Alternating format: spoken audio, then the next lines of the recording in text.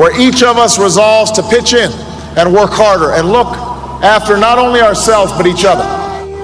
So tonight, let us ask ourselves, if our children should live to see the next century, if my daughters should be so lucky to live as long as Ann Nixon Cooper, what change will they see? This is our chance to answer that call. Because true racism is being able to have power over somebody else.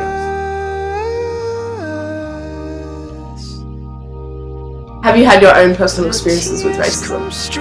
I think I have experienced it like casually, like by people just, saying derogatory things about WOGs and, particularly people that wouldn't classify themselves as WOGs. Yeah, my mum, when she was in primary school and high school actually, she used to bring like lasagna, prosciutto in the sandwich, and she always just have to chuck it out afterwards because, she'll get teased like, oh my gosh, it smells really bad, what is that?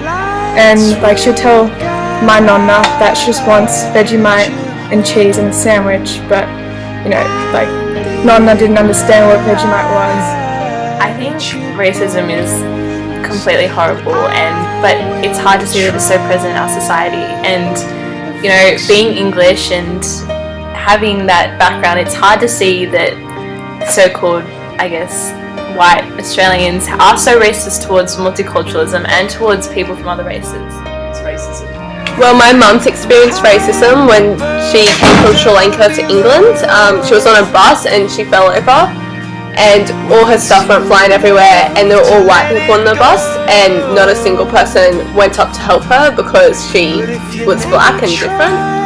I think that today in Australia we live in an extremely multicultural society, and sometimes racist humour is used really frequently, and it can sometimes hurt people without us realising it. Pointed the spectator out straight away, and the spectator was taken up the aisle there to boo from the crowd, and immediately looked like it was in fact a racist incident that was confirmed, if you like, by John Longmire, the Sydney coach, and also Eddie Maguire after the game. In terms of Good's reaction, he was visibly upset. Our sports commentator Matthew Richardson pointed that out after the game. He went straight to the players' rooms and didn't join teammates on the ground. I'm like the smartest non-Asian in year 11. Sorry, no offence, but it's true. No offence. Dress-up theme is AIDS. So come dressed as an AIDS-related thing, like a doctor, a nurse, a patient, or an African. Came on a boat. It's like staying in your own country. I mean, I know that sounds rude, but no matter what your problems are, you don't leave the country.